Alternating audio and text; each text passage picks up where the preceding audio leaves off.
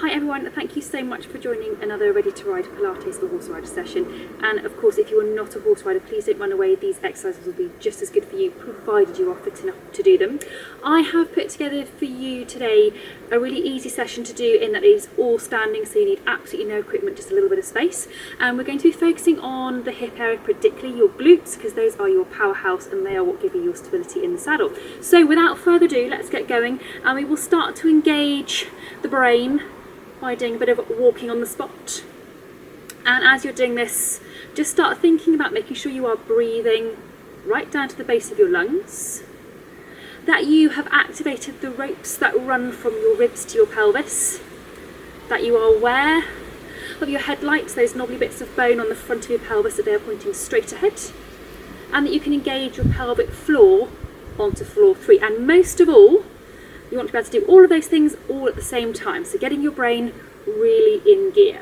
Okay, now we're going to move on just to open out a little bit through your hips. So we're going to do a bit of a stretchy kind of movement. Remember, we're not trying to lengthen muscle, just take it through its full range before we work the area. So we're going to go over to one side. Now if you feel a bit of a stretch, great. Otherwise, add just the movement by tipping your shoulders down to the side and come back up. We're going to go to the same side again, so over, and if you don't feel much of a stretch, just dip the shoulders down, open out through the inside of your hip and back up. And we're going to do one more to that same side. Watch if you do move your shoulders that you're not tipping forwards as you go into that movement. We're going to go to the other side now, so over again. If you feel a bit of a stretch, great. Otherwise, shoulder down and come back up. And you may well find that one side you need to take your shoulders down, on one side you don't. That doesn't matter. Maybe you're a little bit stiffer one side, a bit weaker, a bit tighter, doesn't matter.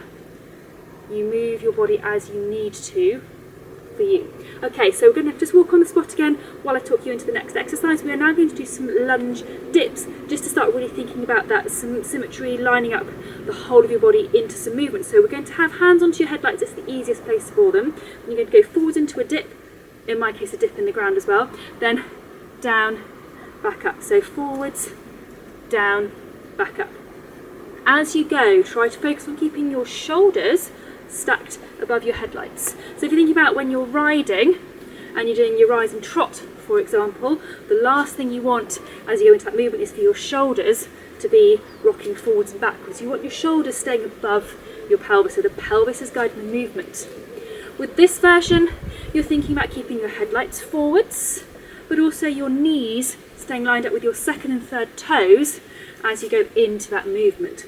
Also, don't forget to breathe and keep that pelvic floor onto floor 3. If you have sore knees, don't go too deep.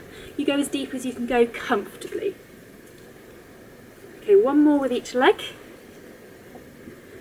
Super. Okay, then we're going to do some simple standing exercise. And this first one is called the foot arc. So you're going to take one foot out in front, keep your headlights level, arc the leg around behind and back round in front. So it seems nice and straightforward, but again, I want you to be thinking about what's happening through your upper body. Check your shoulders are staying over your headlights. It's very easy with this one to start tipping. But once again, think about what happens in the saddle.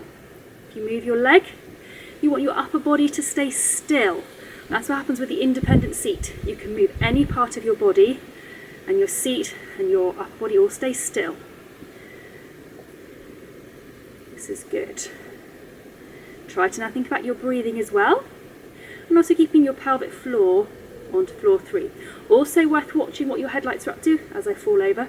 Keeping your headlights pointing straight ahead, watching that as you do the movement they don't start to tip around with you. We'll do one more this way. Okay, then bring that foot back in. We'll go off with the other side. So foot out and into that nice arc. Thinking of shoulders over headlights, pelvic floor onto floor 3. Nice breathing. It's also worth thinking about this, as well as obviously you're thinking about your posture and where your shoulders are and so on, just making sure that you can stay relaxed through your neck and shoulders. Think again what it's like in the saddle. If you're concentrating on what your legs are doing, the last thing you want is them to get tense up around your shoulders. So keep nice and relaxed as you do the movement. A couple more. Okay. Okay, super job. Right, bring that foot back underneath you. Little walk on the spot just to keep everything loose as you move. And we're going to move on to an exercise called the curtsy. It is a curtsy, but you can really develop it as to being a big an exercise as you need. So again, hands onto your hips, it's a good spot to keep them out of the way. Going to step to the side and down into a little bob curtsy. Keep them small to start off with whilst you engage your brain. Always give your brain a chance to kick in. So again, you're checking shoulders are staying over your headlights and your headlights are staying straight ahead. Then you can start to make them a bit bigger. So bigger step to the side, bigger step to the side. So you're just making that movement transition a little bit bigger. Then you can start to cross your leg further behind. Now as you start to cross your leg further behind, you may find that your headlights start to go a little bit with you. That's okay. They will have to at some point go with you. But what you are wanting to avoid is that. So you're avoiding the whole body going too. So you may have to let your headlights go a little bit. That's okay, just as long as you are in control. You can also take the leg further behind, so you can make it more of almost a rear lunge. So you can challenge yourself and you can mix it up. You could go right behind and right across, trying to keep those headlights as much to the front and straight as you can. You can make it really quite challenging if you want to. We can do one more each way. Okay, another little walk on the spot, just loosen off again around your hips. And we're going to move on. This is quite a good jumping exercise. Now we're going to do some squats with some foot taps, so it doesn't really have a technical exercise name. I suggest you have your hands up in front, sort of as if you were holding the reins. If you want to have a resistance band or balls in your hands for a bit of feedback, then do so. Okay, so you're going to go down to a bit of a squat. Hold your hands out in front, and then you're going to take each leg in turn out to the side, keeping your shoulders steady, keeping your headlights forwards, keeping breathing, and keeping your pelvic floor onto floor 3. And whilst you're alternating between the legs, focus on what your hands are doing. Try to make sure they're staying nice and light. So again, like in the saddle, the last thing you want is just because you're working hard on your legs for you to start getting tense, tight, fixed and rigid in your hands. So be busy with your legs, relaxed, soft and still with your upper body. Okay, good job. One more each leg. Super job. Come back up. Another little walk on the spot. Loosen yourself off. Okay, we're going to finish off your last proper exercise by doing your standing clam. So again, hands onto your headlights. Good place to put them. One foot up onto your knee. Get your balance. Easier said than done if your heart rate's up a little bit. To get your balance, check shoulders over your headlights. Engage your pelvic floor and then start to do your clam. Just the same as if you were doing it lying down. You want to keep your headlights still, and that movement is all coming from your hip. So you're not rolling back through your pelvis. Then let's add in some extensions, just to challenge your balance a little bit more. Keep those shoulders relaxed and down.